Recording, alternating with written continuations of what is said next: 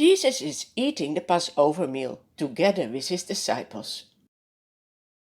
While they are eating, Jesus takes bread. When he has given thanks, he breaks it and gives it to his disciples. He says, "This is my body given for you. Eat this in remembrance of me." Maybe you have been hearing these words before. That is possible, because even nowadays when Christians come together, they have moments that they share bread and you hear these words. They remember then that Jesus gave his life for them, so that their sins could be forgiven. Then Jesus takes a cup of wine, and when he has given thanks, he gives it to his disciples and says, "Drink from it, all of you. This is my blood of the covenant, which is poured out for many for the forgiveness of sins. I will not drink wine again until I drink it with you in my Father's kingdom." During the meal, Jesus is troubled in spirit. He testifies, "Very truly, I tell you, one of you will betray me." Do you know, this was already prophesied in the Bible. In Psalm 41 I read, "He who shared my bread has turned against me."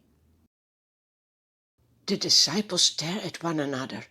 Who would do such a thing? They are very sad and begin to say to Jesus one after the other, "Surely you don't mean me, Lord?" Peter motions to John, who is sitting close to Jesus, and says, "Ask him which one he means." John asks, "Lord, who is it?" Jesus answers, "It is the one to whom I will give this piece of bread when I have dipped it in the dish." Woe to that man! It would be better for him if he had not been born. Also Judas asks, "Surely you don't mean me?" Jesus answers, "You have said so." Then he dips the piece of bread in the dish and gives it to Judas. As soon as Judas takes the bread, Satan enters into him. Jesus then tells Judas, "What you are about to do, do quickly." But none of the disciples at the meal understand why Jesus says this to him. They all know that Judas is in charge of the money.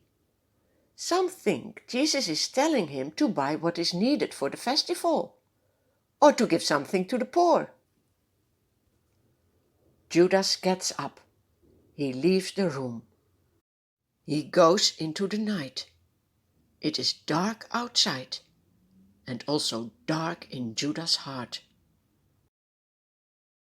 When Judas is gone, Jesus says, "My children, I will be with you only a little longer." He explains he is preparing a place for them in heaven. Jesus tells his disciples, "A new command I give you. Love one another. As I have loved you, so you must love one another. Everyone will know that you are my disciples if you love one another." Are you already a disciple of Jesus?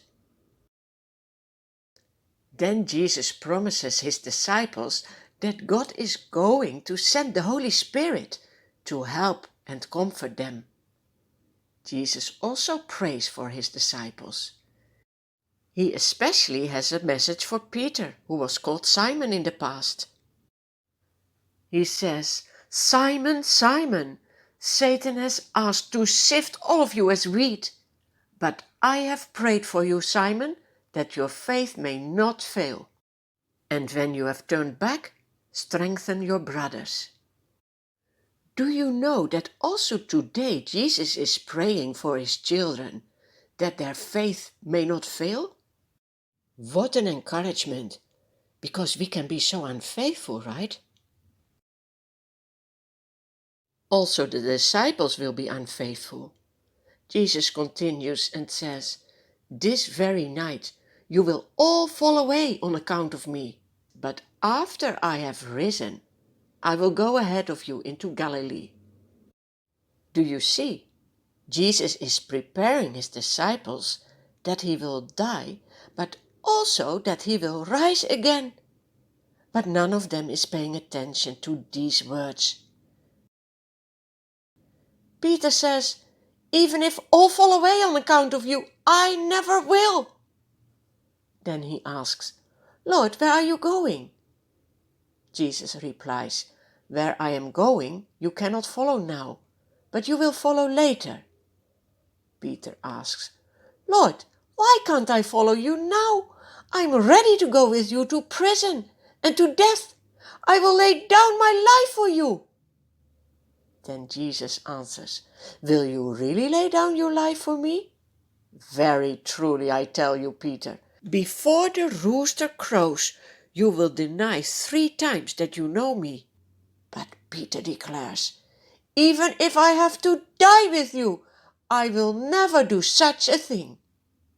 And all the other disciples say the same.